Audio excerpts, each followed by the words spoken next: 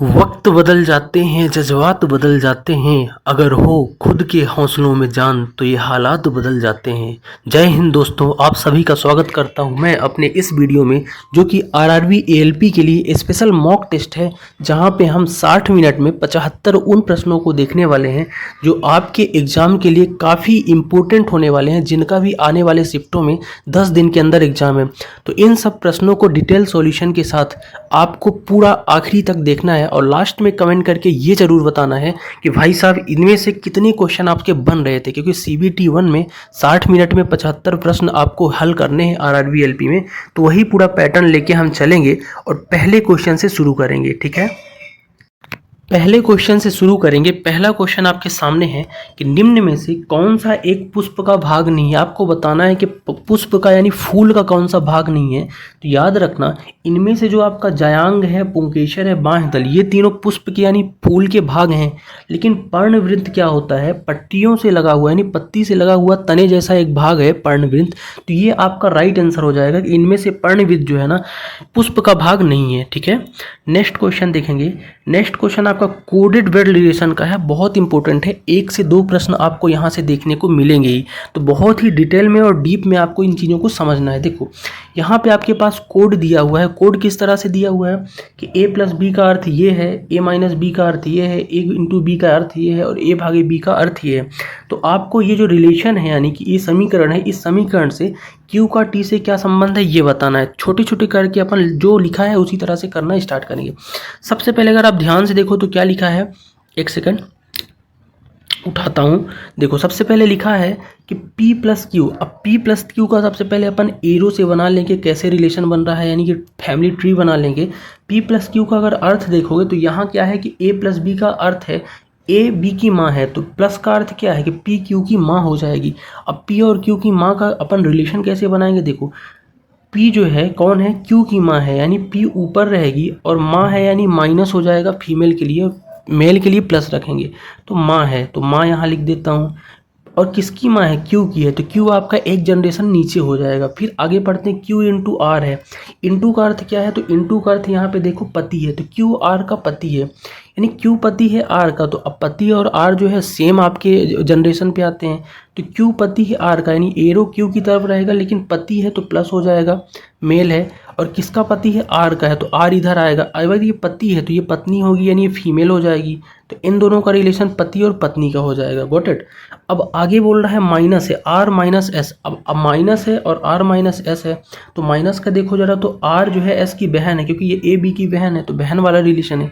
तो आर बहन है, किसकी बहन है, ये भी सेम जनरेशन में होगी। बहन है, किसकी बहन है, ये एस की है। अब लास्ट में पढ़ते हैं कि एस भागे टी।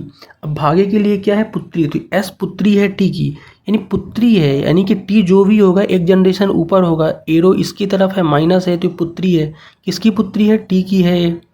ठीक, एस पुत्री है टी की, तो टी को ऊपर रखोगे। अब यहाँ पे पूछा गया था आपसे क्यू का टी से संबंध। टी यहाँ पे है और क्यू यहाँ पे है, देख ही सकते हो। तो ये बहनें हैं दोनों, पी और एस बहनें हैं, और इस बहनों का यानी बहन का ये पति कौन है, क्यू है, और ये पुत्री है। तो आप सीधी सीधी बोल सकते हो कि जो पुत्री है ना, इस पुत्री का पति तो होगा, अगर टी की पुत्री का पति कौन है, क्यू है, तो आप बोल सकते हो पुत्री का पति, ऑप्शन नंबर 3। तो पति यहाँ पे लिख देता हूँ, पति नहीं लिखा था। तो क्यू का टी से क्या संबंध है, क्यू जो है टी की पुत्री का पति है। ठीक है, तो ये राइट आंसर हो जाएगा। आई होप आप बहुत अच्छे से समझ पाए होंगे। नेक्स्ट है, निम्नलिखित में से कौन सी चोटी झारखंड की सबसे ऊंची चोटी है। तो झारखंड की सबसे ऊंची चोटी याद रखना है पारसनाथ है। पारसनाथ इसका राइट आंसर हो जाएगा। और जैन धर्म के 13वें यानी 23rd नंबर के तीर्थंकर थे पारसनाथ, उनके नाम पर रखा गया है। ठीक है, नेक्स्ट क्वेश्चन है आपके सामने, बीमीय सूत्र है और आपको बताना है कि इस बीमीय सूत्र किसका है। देखो बीमीय सूत्र क्या है, m-1 L3 और T-2 है। याद रखना ये बीमीय सूत्र होता है गुरुत्वाकर्षण स्थिरांक का। अब गुरुत्वाकर्षण स्थिरांक होता क्या है, देखो G होता है, और G बराबर क्या होता है, F m1 m2 बटे आर स्क्वायर। आर स्क्वायर जो है इनके मास के दोनों पिंडों के बीच की दूरी है, m1 m2 मास हो जाएगा, F जो बल है। जब इनका पूरा आप बीमीय सूत्र रखोगे ना, तब आपको मिलेगा m1-1 L3 और T-2 मिलेगा। तो गुरुत्वाकर्षण स्थिरांक का क्या है, बीमीय सूत्र है। नेक्स्ट क्वेश्चन आपके सामने इस तरह के बहुत देखने को आपको मिलेंगे कि शब्दकोश के अनुसार शब्दों को व्यवस्थित कीजिए। अब यहाँ पे शब्दकोश क्या है, ABCD वाला A से लेके Z तक शब्दकोश होता है। अब कैसे व्यवस्थित करोगे, बहुत ही सिंपल तरीका है। समय बचाने के लिए सबसे पहले क्या करोगे, देखो सब में अगर ऑप्शन देखोगे ना, सब में क्या है 5 5 5 5 5 1 5 1 5 1 है। शुरू में आपका 5 और 1 आ जाएगा शब्दकोश के अनुसार, उसमें तो कोई डाउट होना नहीं चाहिए। अब 5 और 1 को हटा दो, तो मैंने 5 को हटा दिया और 1 को हटा दिया। अब बचे कितने, 2 3 4 बचे।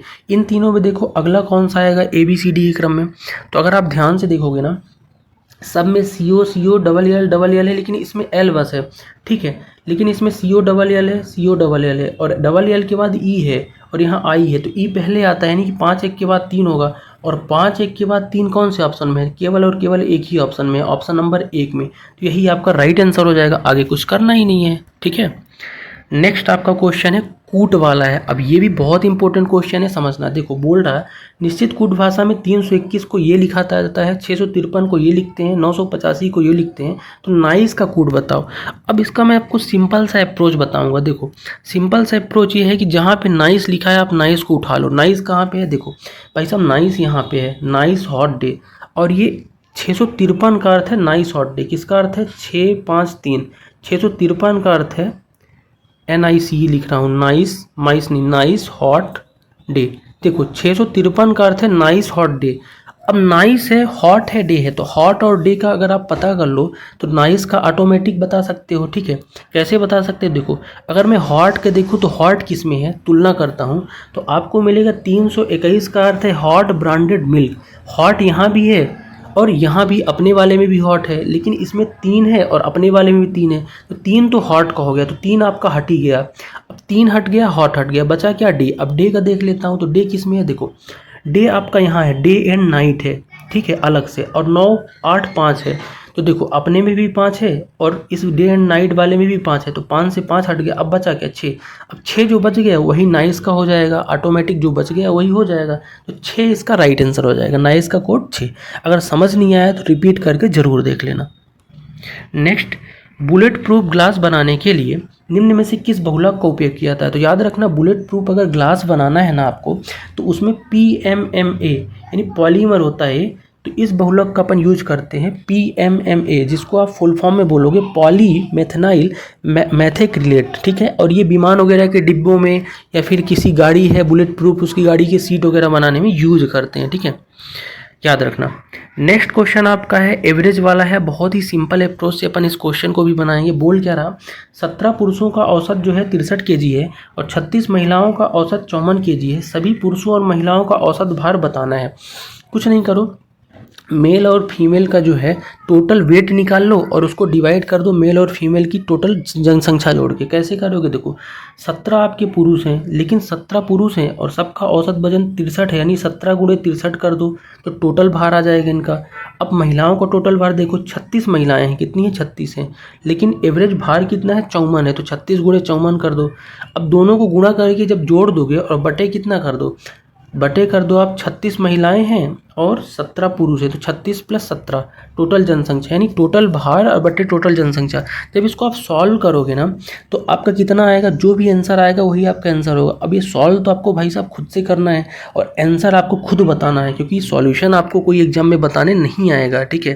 तो याद रखना, इसको जब आप सॉल्व करोगे इंटू करके, अब ये काम आपका होमवर्क है, तो इसका राइट आंसर हो जाएगा आपका 57, यानी 57 आपका एवरेज आ जाएगा सभी का, ठीक है, करना, ठीक है, और क्रॉस चेक करना।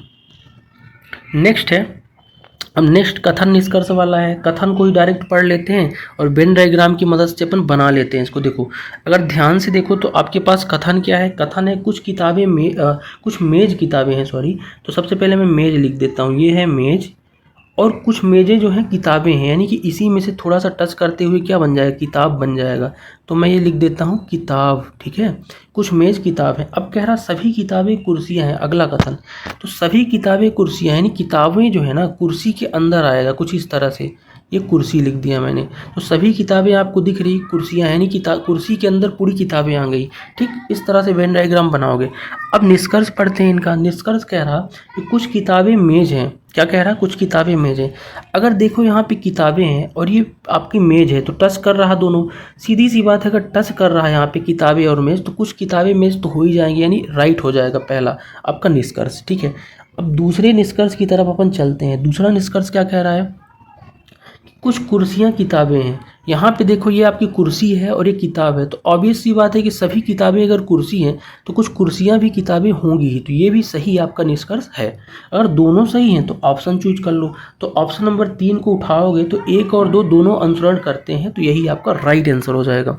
ठीक है, नेक्स्ट देखेंगे कि निम्न में से कौन सा राज्य बांस ड्रिप सिंचाई प्रणाली का उपयोग करता है। ड्रिप सिंचाई यानी कि बांस से आप ड्रिपिंग बना के, छोटे छोटे बूंद बना के सिंचाई करते हो खेती में, तो ये राज्य है आपका मेघालय।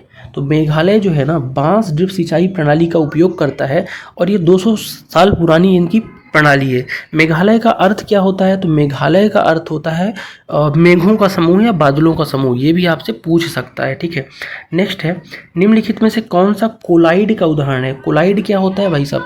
कोलाइड आपने टिंडल प्रभाव के बारे में सुना होगा, नहीं सुना होगा तो मैं बता देता हूँ कि कहीं भी प्रकाश के कण अगर सीधी रेखा में जा रहे हैं तो वो वहाँ पे अगर मान लो छोटे छोटे कण आ जाते हैं तो सीधी रेखा में दिखाई देते हैं। आप अपने घरों वगैरह में देखे होंगे, अगर हल्के से सुराग से रोशनी आती है तो रोशनी का आप पूरा एकदम मार्ग दिखता है कि प्रकाश किस मार्ग से जा रहा है।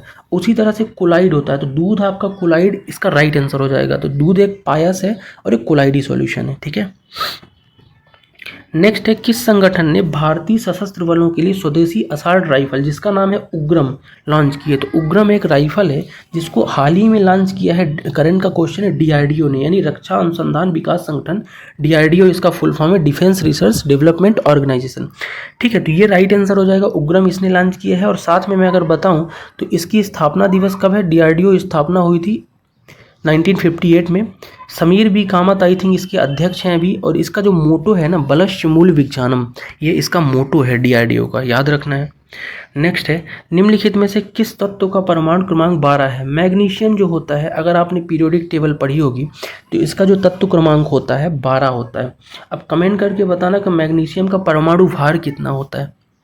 ठीक है, और मैग्नीशियम के बारे में अगर मैं कुछ एडिशनल फैक्ट आपको बताऊं तो ये हल्की चांदी जैसी दिखने वाली सफ़ेद धातु होती है। ठीक है, नेक्स्ट है, और नेक्स्ट आपका ब्लड रिलेशन है लेकिन तस्वीर वाला है कि एक तस्वीर में एक महिला की ओर इशारा करते हुए हर्ष कहता है कि वह जो है मेरी पत्नी का पुत्र उसकी माँ की पुत्री का पति है। अब समझना ध्यान से, सिंपल सी बात है। हर्ष क्या बोलता है महिला की तरफ देखते हुए कि मेरी पत्नी का पुत्र यानी मेरा पुत्र उसकी माँ की पुत्री का पिता, यानी मेरा जो पुत्र है, हर्ष का पुत्र एक तरफ कर लो, उसकी माँ की पुत्री का पति यानी महिला की माँ। अब महिला की माँ की पुत्री यानी डायरेक्ट महिला ही हो जाएगी। और महिला का पिता, महिला का पिता। अब समझना, देखो क्या बोल रहा है हर्ष, कह रहा है कि वो जो महिला है ना, मेरे पुत्र, अब पुत्र तक आ गए, मेरे पुत्र की महिला का पिता, यानी कि सीधी सी बात है कि जो मेरा पुत्र है ना उस महिला का पिता है। तो अगर सीधी सी बात है कि उसका पुत्र इसका पिता है तो हर्ष क्या होगा? दादाजी हो जाएंगे हर्ष। ठीक है, महिला के। तो सीधी सी बात है कि पूछा है महिला हर्ष से कैसे संबंधित है, तो महिला हर्ष की पोती हो जाएगी। ठीक है, अगर हर्ष दादा तो महिला पोती। आई होप समझ पा रहे होगे, तो पोती इसका राइट आंसर हो जाएगा। अगला क्वेश्चन टाइम एंड वर्क का है, ये भी काफ़ी इंपॉर्टेंट है, ध्यान से देखो। देखो, पुनीत एक काल को अकेले जो है 30 दिन में पूरा करता है तथा सुमित जो है ना अकेले पुनीत द्वारा लिए गए समय के आधे दिनों में पूरा करता है। तो दोनों मिलकर कुल कार्य का 1/2 भाग कितने दिन में पूरा करेंगे? बहुत ही सिंपल है। पुनीत को मैं P मान लेता हूँ, ये 30 दिन में पूरा करता है। सुमित जो है S मान लेता हूँ, आधे दिन में यानी 15 दिन में पूरा करेगा, उससे आधे में। दोनों का एलसीएम ले लोगे, यही टोटल वर्क हो जाएगा। एलसीएम 30 यूनिट आएगा। कितना आएगा? 15 और 30 का 30 यूनिट।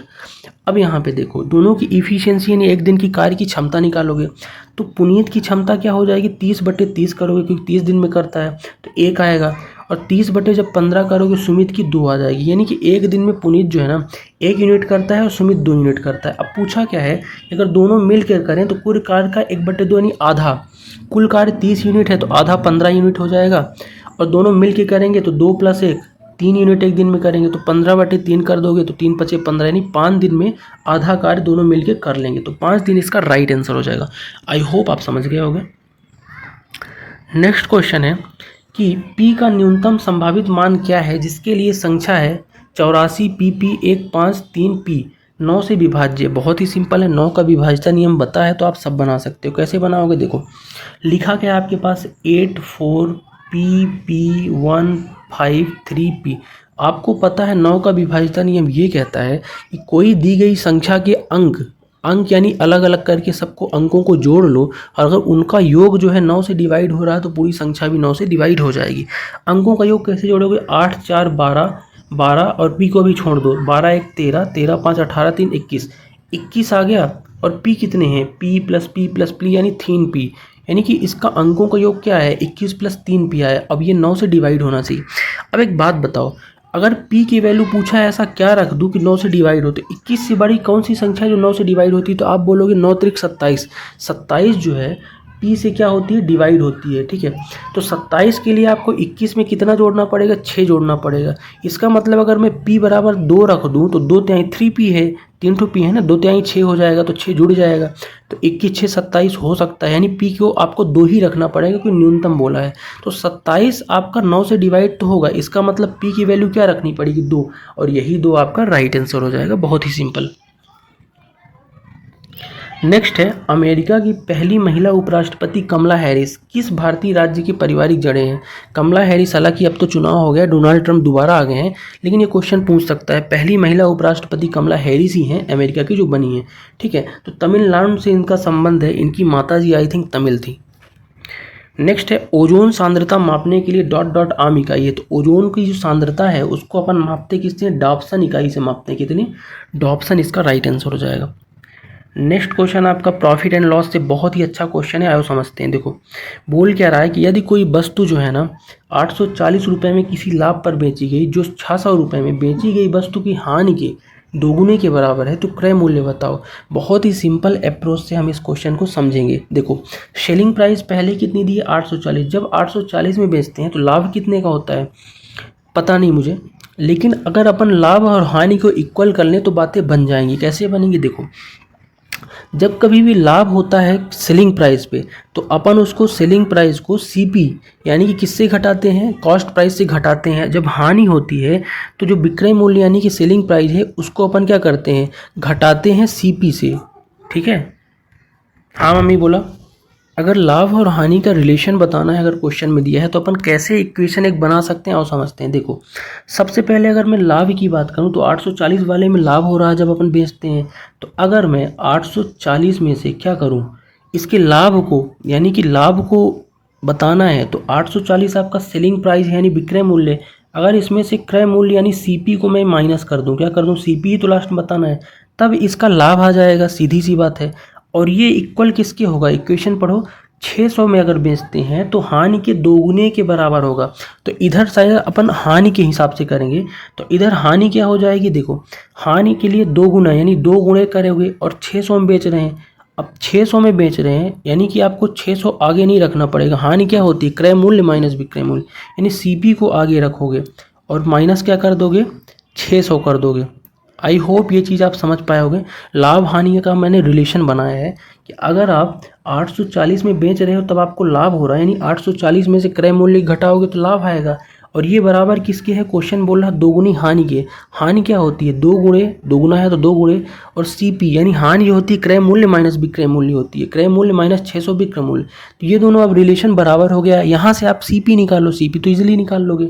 देखो ये हो जाएगा 840, ठीक, और इधर से ये आपका देखो माइनस सीपी है, और ये आपको 2 इंटू कर दो तो 2 सीपी हो जाएगा, और ये माइनस 6 दूनी 1200 हो जाएगा।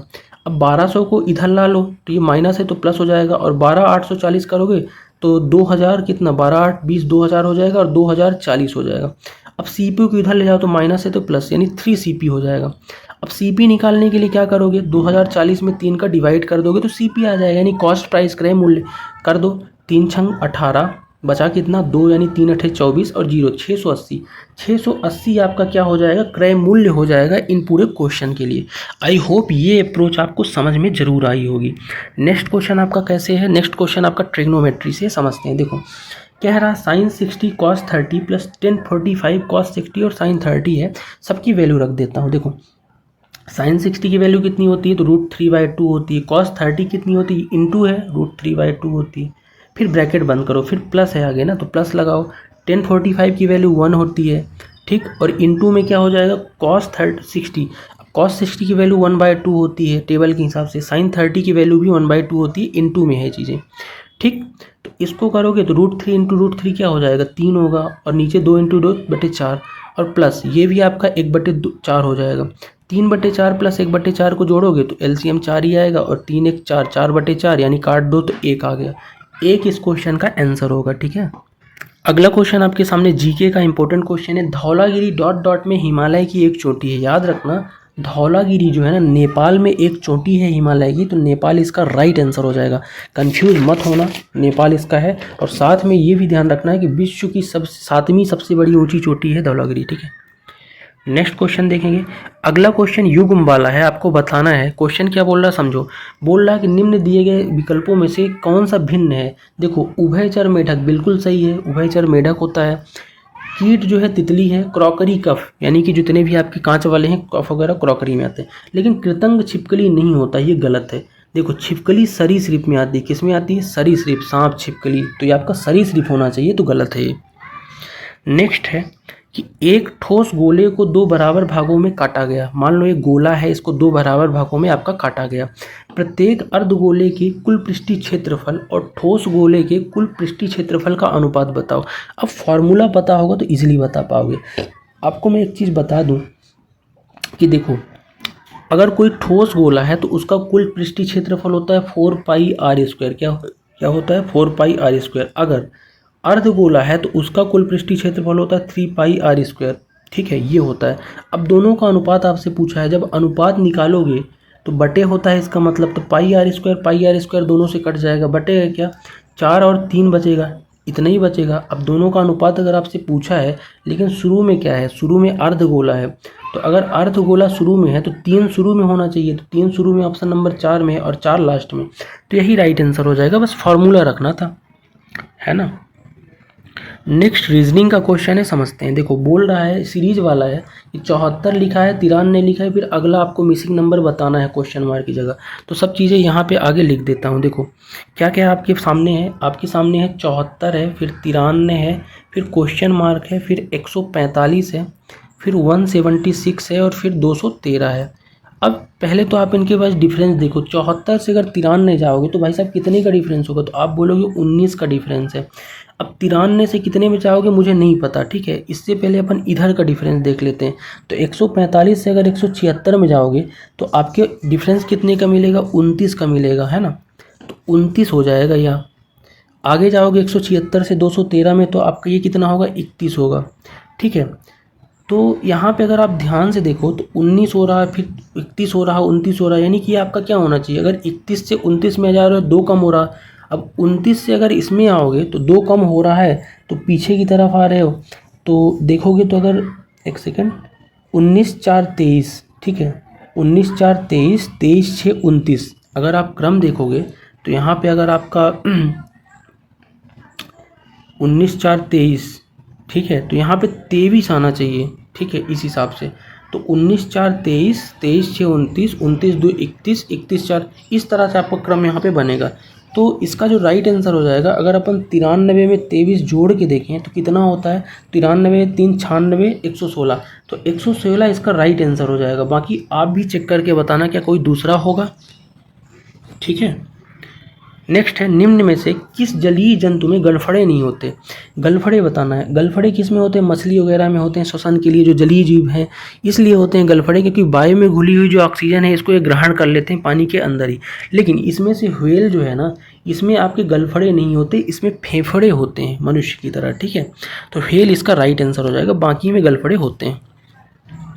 नेक्स्ट, अवतल दर्पण, बहुत इंपॉर्टेंट फिजिक्स का क्वेश्चन आपसे दर्पण वाला है। देखो, बोल रहा है कि अवतल दर्पण वक्रता केंद्र के साथ जब किसी वस्तु को फोकस F पे रखा जाता है तो प्रतिबिंब के लिए निम्न में से कौन सा नियम लागू होगा। सबसे पहले अपन फिगर बना लेते हैं, कैसे बनाएंगे आओ समझते हैं। देखो, ये आपका होता है अवतल दर्पण, कुछ इस तरह से अवतल दर्पण होता है, ठीक है। ये बीच से प्रिंसिपल एक्सिस इसकी गई है, यहाँ पे आपका मान लो है क्या, फोकस है, और यहाँ पे हो जाएगा सेंटर, ठीक है, जिसको आप वक्रता केंद्र बोलते हो। अब बोल रहा है को करते हुए जाना है। देखो बोल क्या रहा है, अगर आप ध्यान से देखो ना तो यहाँ पे बोल रहा है कि जब किसी वस्तु को फोकस F पर रखा जाता है, यानी फोकस ये है, यहाँ पे मैं कोई वस्तु रख देता हूँ, रख दिया और बड़ा दर्पण बना लेता हूँ, ठीक है, तो रख दिया फोकस F पर। अब कह रहा है कि कौन सा लागू होगा, जब कभी फोकस पे कोई वस्तु रखोगे तो कुछ रिफ्लेक्ट होकर पीछे की तरफ यानी दर्पण के सामने ही आपका प्रतिबिंब बनेगा। देखो तो एक अगर आपने रूल अगर पढ़ा होगा तो जब कभी भी फोकस से कोई वस्तु है फोकस पे, उसके अगर आप सामने से कोई प्रकाश की किरण गुजारते हो इस तरह सीधी रेखा में प्रिंसिपल एक्सिस के एकदम हॉरिजॉन्टल, तो हमेशा फोकस से होकर गुजरता चाहिए, कुछ इस तरह से गुजर गई, ठीक है। दूसरी रेखा अगर मान लो मैं इसके किससे, पोल, ये होता है सेंटर वाले को बोलते हैं पोल, पोल से गुजारोगे तो जितना एंगल इधर से बन रहा ना आपतित किरण का, उतना ही परावर्तित का लौट जाएगा, ठीक है। तो इस तरह से लौट गया, तो ये आपको दोनों रेखाएं दिख रही, तो प्रतिबिंब आपका कहीं बनता हुआ दिख रहा, नहीं बन रहा है। अगर नहीं बन रहा है यहाँ पे आपको दिख रहा होगा तो आपका जो आंसर होगा ना अनंत पर हो जाएगा। प्रतिबिंब कैसा बनेगा, अनंत पर, वास्तविक और उल्टा, इधर ही है तो उल्टा होगा रिफ्लेक्ट होके, और अत्यधिक अविवर्धिक यानी बहुत ही दूर में बड़ा। तो इसका राइट आंसर क्या हो जाएगा, ऑप्शन नंबर 3। क्यों हो जाएगा अनंत पे, क्योंकि कहीं मिलती हुई दिख नहीं रही, लेकिन कहीं ना कहीं तो मिलेंगी। तो अगर आपने रूल पढ़ा है तो चीज़ें समझ पाओगे, ऑप्शन नंबर 3 इसका राइट आंसर हो जाएगा। क्वेश्चन आपके सामने है, देखो क्या बोल रहा है कि निम्न में से कौन सा कथन कमी के लिए गलत है। रिडक्शन, कमी मतलब रिडक्शन, दो रिएक्शन होती है, ऑक्सीडेशन और रिडक्शन। अब रिडक्शन में होता क्या है आपको पता होगा, ठीक है। तो रिडक्शन के लिए जो इलेक्ट्रॉनों की हानि है ना ये गलत हो जाएगा, ठीक है। ऑक्सीजन में क्या होता है आपका O2 जुड़ता है, ठीक है, लेकिन रिडक्शन में H2 दौड़ता है, तो इलेक्ट्रॉनों की हानि नहीं लाभ होता है रिडक्शन में। तो ये आपका 4th नंबर जो है ना ये गलत हो जाएगा। बेसिक आपको पढ़ना बहुत ज़रूरी है, ठीक है। नेक्स्ट है, निम्नलिखित में से कौन सा अर्थोपोडा का उदाहरण है। अर्थोपोडा आपको पहले तो मैं बता दूं कि किसी भी फाइलम संघ का जो अर्थोपोडा है ना सबसे बड़ा संघ है प्राणी जगत का अर्थोपोडा, और अर्थोपोडा के अंदर आते हैं इनमें से बिच्छू आ जाएंगे, बिच्छू है, काकरोच है, ये सब क्या है अर्थोपोडा के अंदर आते हैं। झींगा हो गया। नेक्स्ट है प्रेक्षण वाला क्वेश्चन है, स्टैटिक्स पढ़ के जाना, मीड, मोड, मीडियन है ना, बहुलक वगैरह। तो प्रेक्षण आपका दिया है कुछ इस तरह से, ए है, A-7 है, A-4 माइनस इस तरह से दिया हुआ है 8 प्रेक्षण, जिसका माध्य बताया है, ठीक है। माध्य कितना है 34 है। माध्य हमेशा एवरेज ही होता है, एवरेज मान के चलो, ठीक है। तो ए का मान बताना है, तो एवरेज आप निकाल के ए का इजीली बता सकते हो। कैसे बता सकते हो, सबको जोड़ लो और बटे 8 कर दो, क्योंकि 8 संख्याएं हैं तो बराबर 34 होना चाहिए, तो ए की वैल्यू निकाल सकते हो। ए देखो कितने ए हैं, तो 8 ए है, तो 8 ए लिख दिया, योग प्लस नहीं माइनस, देखो जोड़ो, 7 4 11 9 20 20 7 28 5 33 2 35 10 45 1 46, तो 8 - 46। और डिवाइड किससे करोगे, डिवाइड करोगे 8 से। क्यों करोगे, सबको जोड़ रहे हो, जोड़ के डिवाइड 8 से करोगे तब ना माध्य आपका 34 आएगा, जो क्वेश्चन में दिया है 34। अब यहाँ से ए इजीली निकाल सकते हो। कैसे निकाल सकते हो, देखो 8a - 46 बराबर क्या हो जाएगा, 34 × 8, 8 उधर चला जाएगा ये नीचे से। अब 8a बराबर, ठीक है, ये माइनस में है, 34 × 8 करोगे तो कितना होगा, तो भाई साहब 34 × जब 8 करोगे ना आप तो ये आपका कितना होगा, 318 होगा, ठीक है। 318 नहीं 272। अब 272 जो होगा ना इसमें से आप ये -46 इधर प्लस हो जाएगा, तो +46। अब 272 और 46 जोड़ोगे तो कितना होगा, तो इधर लिख देता हूँ, 8a बराबर हो जाएगा 318। ए निकालना है तो 318 बटे 8 कर दो इधर ला के, तो 8 त्रिक 24 है ना। ऐसे नहीं काटूँ, रुको डायरेक्ट 2 से काटता हूँ, 2 चौको 8 और ये कटेगा 2 15 और ये 2 9 18, यानी 159/4। तो 159/4 इसका राइट आंसर आएगा। कॉन्सेप्ट तो समझ ही गए होगे, ठीक है। नेक्स्ट क्वेश्चन आपका न्यूलैंड के अष्टक नियम से कुछ तो बोल रहा है, समझते हैं। देखो न्यूलैंड के द्वारा किन दो तत्वों को एक ही स्लॉट में रखा गया है, तो याद रखना न्यूलैंड ने कोबाल्ट और निकिल को एक ही स्लॉट में रख दिया था, क्योंकि एक ही जैसे गुण मान के, और न्यूलैंड ने केवल 56 तत्व ही खोजे थे अपनी सीरीज में, अपनी पीरियोडिक टेबल में, और इन्होंने ये माना था कि हर 8वें तत्व के बाद तत्व जो है अपने आप को रिपीट करते हैं उनकी गुण, ठीक है, इसीलिए अष्टक नियम बोला गया है। नेक्स्ट है कि अपनी सामान्य चाल के 3/4 चाल से चलते हुए तन्वी अपने सामान्य समय से 2 घंटे अधिक समय लेती है, तो उसकी सामान्य समय बचाना है। अब देखो चाल क्या है इनकी, तो मैं कहूँगा चाल है 3/4, यानी कि पहले चाल इसकी 4 थी, कितनी थी पहले 4 थी, अब इसकी कितनी हो गई 3 हो गई, घट गई। तो याद रखना चाल का ही अपोजिट रेशियो होता है समय। चाल अगर आपकी घटी तो समय ज़्यादा लगेगा, तो समय के लिए इसको उल्टा कर दो, तो समय क्या हो जाएगा 4/3, यानी पहले इसको 3 समय लगता था और अब इसको कितना लग रहा है, 4 लग रहा है। मान लो x मान लेता हूँ, ठीक है। अब पूछा क्या है कि सामान्य समय क्या होगा। सामान्य समय के लिए कुछ चीज़ें ये बताया है, यहाँ पे बोला है कि सामान्य समय से 2 घंटे अधिक लगते हैं इस चाल में। देखो सामान्य समय पहले इसका 3x था, अब कितना हो गया, 4x हो गया समय। यानी कि अगर देखोगे आप तो 1x क्या है, बढ़ गया समय, 3 से 4 हो गया, और वही समय 2 घंटे अधिक बढ़ा है, क्वेश्चन में बोला है। तो अगर 1x की वैल्यू 2 आवर है यानी 2 घंटे है, तो सामान्य समय बताना है आपको। तो सामान्य समय क्या था, इसका 3x था। तो 1x की वैल्यू अगर 2 घंटे तो 3x यानी 2 तिहाई 6 घंटे हो जाएगा, और यही 6 घंटे आपका राइट आंसर हो जाएगा। नेक्स्ट क्वेश्चन फिजिक्स का है, आओ समझते हैं। देखो फिजिक्स का अगला क्वेश्चन है, बोल रहा है कि 10 वोल्ट विभवांतर वाले 2 बिंदुओं पर 3c यानी 3 कूलाम्ब आवेश को स्थानांतरित करने में कितना कार्य करना पड़े। कार्य जो होता है ना, जब कभी भी आपका भी दिया हो, विभव कितना है 10 है, और कूलाम्ब यानी क्यू आवेश कितना दिया है 3 कूलाम्ब दिया है। तो जब कभी भी कार्य पूछे ना तो v इंटू क्यू होता है इसका फार्मूला, डायरेक्ट पुट कर दो। तो 10 गुणे 3 यानी 30, लेकिन जूल, तो 10 गुणे 30 30 जूल हो जाएगा इसका आंसर। इसमें तो कुछ करना था नहीं, ठीक है। नेक्स्ट, गलत मिलान का चयन कीजिए, आपसे अगला क्वेश्चन पूछ रहा है। देखो कैसे करोगे। सबसे पहले है बिल्को जॉर्ज मेंट्रॉल, ये बिल्कुल सही है। बिल्को जो है जॉर्ज मेंट्रॉल की अवधारणा दी हुई है। विकास वाल चार्ल्स डार्विन बिल्कुल सही है। अनुकूलन ग्रेग मेंडल, ये गलत है। देखो ग्रेग मेंडल ने जो है अनुवांशिक का दिया था, अनुवांशिकी के बारे में बताया था, यानी ऑप्शन नंबर 3 ही आपका गलत हो जाएगा। और मलेरिया परजीवी रोनाल्ड रॉस बिल्कुल सही है, ठीक है। तो ऑप्शन नंबर 3 इसका गलत हो जाएगा। नेक्स्ट आपका है क्वेश्चन मैथ का, समझते हैं। देखो बोल क्या रहा है कि एक शंकु का वक्र पृष्ठीय क्षेत्रफल ये दिया है, ठीक है, और इसका व्यास 105 सेंटीमीटर है। तिर्यक ऊंचाई बताइए। सबसे पहले आपको वक्र पृष्ठीय क्षेत्रफल पता होगा, तिर्यक ऊंचाई निकाल लोगे। शंकु का वक्र पृष्ठीय क्षेत्रफल होता है पाई आर एल। पाई आर एल की वैल्यू कितनी दी है, 4455 दी हुई है सेंटीमीटर स्क्वायर। एल जो होता है तिर्यक ऊंचाई, यही आपको निकालना है। पाई की वैल्यू क्या होती है, 22/7 होती है। आर दिया है, आर नहीं दिया है, व्यास दिया है। तो व्यास अगर 105 है तो 105/2 कर दोगे तो त्रिज्या आ जाएगी व्यास की आधी, ठीक है। एल निकालना है तो एल रहन देते हैं, बराबर कितना है 4455 है। अब यहाँ से आप एल निकाल सकते हो, ठीक है, खुद भी निकाल सकते हो, मैं बता देता हूँ।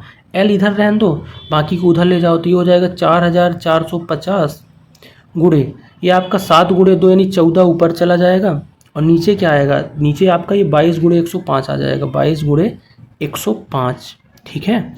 22 गुणे 105 कट जाएगा क्या, 11 दूनी 22, ये कटेगा 11 चौको, सॉरी ये 55 है, 11 चौको 44, 0 11 5 55, ठीक है। ये कटेगा 105, हाँ 11 दूनी 22 यानी 2 सत्ते 14, 7 आएगा, 7 से 15 सत्ते 105, तो 405/15 आया, 405/15 आया। और काट दें, 5 तेई 15, ये कटेगा 5 8 40, 5 1 5 यानी 3 1 3 3 27 यानी 27 सेंटीमीटर जो हो तिर्यक ऊंचाई एल हो जाएगी। अब ये सॉल्यूशन तो आप खुद से भी कर सकते हो, ठीक है। नेक्स्ट है, वर्ष 2024 में कितनी महिलाओं को पद्म पुरस्कार से सम्मानित किया गया। इंपॉर्टेंट क्वेश्चन है। देखो पहले तो आप ये जान लो कि 2024 में कितने पद्म पुरस्कार बांटे गए। पद्म पुरस्कार 3 तरह के होते हैं, पद्म विभूषण, पद्म भूषण, पद्म श्री। सबसे बड़ा पद्म विभूषण होता है, फिर भूषण, फिर श्री। अब इससे भी बड़ा आपका भारत रत्न होता है, सर्वोच्च नागरिक सम्मान, वो अलग है। तो टोटल जो है ना, आपको पहले ये जानना है कितने पद्म बांटे गए। तो टोटल पद्म पुरस्कार 132 बांटे गए थे, कब, 2024 में। इनमें से आपको 5 जो है पद्म विभूषण दिए गए हैं, 5 लोगों को, 17 लोगों को पद्म भूषण, और साथ में 110 लोगों को पद्म श्री दिए गए हैं। अब क्वेश्चन अपना था क्या था कि महिलाओं को कितने पद्म पुरस्कार मिले। तो महिलाओं को टोटल जो पद्म पुरस्कार मिले हैं वो 30 मिले हैं, 30 इसका राइट आंसर हो जाएगा, ठीक है। नेक्स्ट क्वेश्चन मैथ का है, बहुत अच्छा क्वेश्चन है, समझते हैं। देखो क्या बोल रहा है कि ए बी से 25% अधिक है, बी सी से 40% कम है, यदि सी डी से 20% अधिक है, और ए डी से कितने % कम है, आपको बताना है। बहुत ही सिंपल अप्रोच अपनी रहेगी। ऐसे क्वेश्चनों में सबसे पहले जो परसेंटेज दिया है इसका एलसीएम ले लो और उसको आप एक पर्टिकुलर वैल्यू मान लो। कैसे, देखो मैं समझाता हूँ। 25, 40 और 20 है, इसका एलसीएम पहले ले लो, तो 25, 40 और 20, अगर इनका एलसीएम लोगे तो सबसे पहले किससे कटेंगे भाई साहब, 5 से कटेंगे, 5 25, 5 8 40, 5 चौको 20, फिर 4 से 5 आ जाएगा, 4 दूनी 8, 4 एकम 4, यानी कि 5 चौको 20, 5 100 दूनी 200, यानी 200 आपका एलसीएम आ गया। अब 200 एलसीएम आया, उसको यूज कैसे करोगे मैं बताता हूँ। 4 लोग हैं तो 4 लोगों का सबसे पहले रेशियो लिख लो। कैसे लिखोगे दोस्त समझो, ए है, बी है, सी है और डी है, ठीक है। सबसे पहले डी के बारे में कुछ भी नहीं बोला है, डी को अपन 200 मान लेंगे जो अभी एलसीएम निकाले थे। जैसे ही एक वैल्यू मान लिए 200 को, यानी लेट सपोज कुछ भी मान सकते हो लेकिन एलसीएम के हिसाब से मानोगे तो जल्दी आएगा। डी को मैंने जैसे ही 200 माना तो आपको सी से डी का रिलेशन देखना है। तो देखो सी डी से 20% अधिक है, यानी कि अगर डी 200 है तो डी से भी 20% अधिक, यानी डी का 20% निकाल के और उसको सी को जोड़ के कर दो।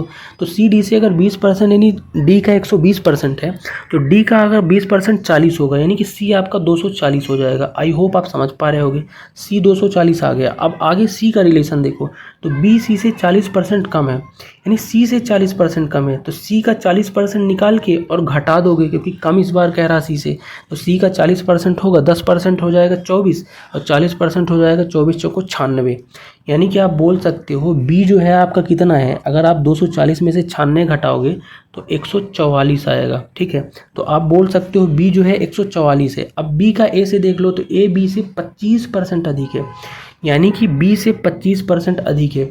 तो बी का 25% निकाल के ए में और जोड़ दो 144 में, या फिर आप क्या कर सकते हो, 25% को 1/4 बोलते हैं ना, तो 144/4 कर दो, तो 4 3 12, 4 संग 24, यानी कि 144 का 25% 36 होगा, और 25% ए अधिक है तो 144 में 36 और जोड़ना पड़ेगा। तो 144 में अगर 36 जोड़ोगे तो 180 होगा। अब सबकी वैल्यू आ गई, जब सबकी वैल्यू आ गई तो ए डी से कितने परसेंट कम है ये पूछा है। ए को देखो और डी को, आप देखोगे कि डी से केवल 20 ही कम है, 180 ये है, डी 200 है, तो आप बोलोगे कि 20 कम है ए किससे, डी से। डी से कम है तो डी आपका 200 नीचे आ जाएगा। परसेंट के लिए 100 कर दो, परसेंट पूछा है तो 2 जीरो से 2 जीरो कटे, 2 1 कम 2, 2 दाहम 20, यानी 10% आपका राइट आंसर होगा, यानी ए डी से 10% कम है। आई होप आप समझ पाए होगे कॉन्सेप्ट को। नेक्स्ट है, निम्न में से किस रसायन के कारण टमाटर का रंग लाल होता है। तो याद रखना, टमाटर का रंग जो है ना लाइकोपीन के कारण लाल होता है, जबकि गाजर का पीलापन कैरोटीन के कारण होता है। तो ये सब चीज़ें भी आपको थोड़ा सा पढ़ के जाना है, ठीक है। नेक्स्ट है, नेक्स्ट क्वेश्चन आपके पास समीकरण है कि दिए गए समीकरण को सही बनाने के लिए किन दो संख्याओं को बदला जाना चाहिए। अब ऐसे क्वेश्चनों को अपन करके देखते हैं। बस इसका लॉजिक इतना है कि जहाँ डिवाइड होगा तो सबसे पहले ये देख लेना कि डिवाइड वाली चीज़ें सही क्रम में हैं कि नहीं। कहीं ऐसा ना हो कि डिवाइड वाली चीज़ों को अपन बदल दें तो डिवाइड ही ना हो पाए, ये लॉजिक है। तो इसका राइट आंसर मैं आपको बता देता हूँ, 5 और 3 होगा, ठीक है। बाकी आप करके देख लेना। तो बता भी देता हूँ करके, देखो 7 गुणे 3 की जगह मैं 5 रख दे रहा हूँ इसमें, और -98 और भागे 14 और 5 की जगह 3 रख रहा हूँ बराबर 31 आएगा ही। 14 बोर्ड मास क्या कहता है, सबसे पहले डिवीजन करो, 14 सत्ते 98, ये 35 हो जाएगा और ये -7 होगा और ये 3 हो जाएगा प्लस का। तो 35 में अगर 7 चले गए तो आपका बचेगा 29, सॉरी 7 चले गए तो आपका 28 बचेगा, और 28 में 3 जोड़ दोगे तो 31, यानी सही है, ठीक है। तो यही आपका राइट आंसर हो जाएगा। नेक्स्ट आपके सामने क्वेश्चन नंबर 42 है कि डॉट डॉट कर उन लेन देन पर लगाया जाता है जिनकी नकारात्मक बाह्यता होती है। उदाहरण के लिए प्रदूषण हो गया। कहने का मतलब ये है कि ये एक प्रकार का ऐसा कर है, जैसे कि इसका राइट आंसर होगा पिगोबियन। तो पिगोबियन एक आपका इकोनॉमिक्स का क्वेश्चन है। पिगोबियन एक इस प्रकार कर है कि जो प्रदूषण वगैरह पे लगाते हैं, एनजीटी वगैरह की संस्थाएं लगाती हैं, ठीक है, ठीक, जिससे कुछ ना कुछ हानि हो रही है उसको वसूल रहे हैं हानि के एवज में। नेक्स्ट क्वेश्चन आपके पास तर्क वाला है। देखो बोल क्या रहा है कि यहाँ पे कुछ कथन दिए हुए हैं और एक प्रश्न दिया है, और प्रश्न के लिए कुछ कथन दिए हैं और आपको बताना है क्या इन कथनों की मदद से प्रश्न का उत्तर दिया जा सकता है या नहीं। आओ समझते हैं। सबसे पहले प्रश्न को देख लेते हैं। प्रश्न क्या है, प्रश्न है कक्षा में कितने छात्र क्रिकेट खेलते हैं। अब कितने छात्र क्रिकेट खेलते हैं ये प्रश्न है। अब इसके लिए 2 कथन है, 1 2, इसमें से उत्तर देना है, दे पाओगे कि नहीं। देखो पहला कथन है कि 32 लड़के हैं और 28 लड़कियां हैं। टोटल लड़के और लड़की कितनी है, 32 और 28, यानी कि 60 हो जाएगा टोटल। और दूसरा कथन है आपका कि केवल लड़के क्रिकेट खेलते हैं। केवल कौन क्रिकेट खेलता है, लड़के। तो ऑब्वियस सी बात है, अगर ये पूछता है कि कक्षा में कितने लड़के क्रिकेट खेलते हैं तब तो आप बता पाते, लेकिन केवल लड़के खेलते हैं लेकिन कितने छात्र खेलते हैं ये पूछा है, तो आप बता ही नहीं सकते। तो इन दोनों कथन का यूज करके भी आप आंसर नहीं दे पाओगे। जब नहीं दे पाओगे तो इसका आंसर हो जाएगा कि 1 और 2 दोनों में दी गई जानकारी एक साथ भी पर्याप्त नहीं है। ठीक है, दे ही नहीं पाओगे। अगला क्वेश्चन है कि दिए गए कथन को सत्य मानिए और निष्कर्ष ज्ञात कीजिए कि कौन सा कथन आपका सही तार्किक अनुसरण करता है।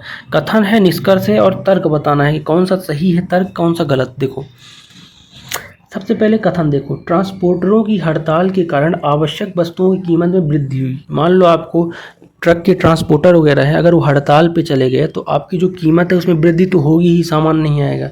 अब निष्कर्ष क्या है कि सरकार को आवश्यक वस्तुओं के परिवहन के लिए स्वयं के वाहन खरीदने चाहिए। बिल्कुल गलत बात है, इतना भार सरकार थोड़ी वहन कर पाएगी, तो गलत निष्कर्ष है। दूसरा है, सरकार को हड़ताल वापस लेने के लिए ट्रांसपोर्टरों से बात करनी चाहिए। बहुत सही है, ये जरूर करनी चाहिए भाई, उनकी समस्या सुन के बात करनी चाहिए। तो केवल 2 जो है ना, इसका सही मुझे दिख रहा है निष्कर्ष, यानी कि ऑप्शन नंबर 4 केवल 2 निष्कर्ष अनुसरण करता है, यही इसका सही हो जाएगा।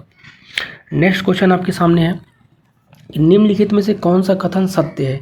अब 3 कथन है आपके पास, इनमें से सत्य बताना है। पहला कथन क्या है, देखो 5/11 ग्रेटर देन 5/6, क्या ये सही है। इसको करने के लिए बहुत सिंपल तरीका मैं आपको बताता हूँ कैसे चेक कर पाओगे जल्दी जल्दी। ठीक है, ध्यान से समझना। सबसे पहले जो आपको लिखा है 5/11 ग्रेटर देन 5/6, तो इसको इसमें तिर्यक गुणा करो, इसको इसमें। अगर इसको इसमें करोगे 6 पंचे 30 होगा, यानी ये संख्या मान लो 30 हो गई। इसको इसमें करोगे 11 पचे 55। एक बात बताओ, 5/11 अगर 30 है, 30 क्या 55 से बड़ा होता है? नहीं बड़ा होता। तो ऑप्शन नंबर 1 गलत है, मतलब पहला कथन गलत है। दूसरा देखते हैं क्या है, दूसरा है 5/9 ग्रेटर देन 8/9। 5/9 ये है, ग्रेटर देन है 8/9। फिर से तिर्यक गुणा करो, 9 पना ये 45 हो जाएगा और ये 9 8 72 होगा। अब यहाँ पे देखो क्या 45 72 से बड़ा है? नहीं है, यानी ये भी आपका गलत हो जाएगा।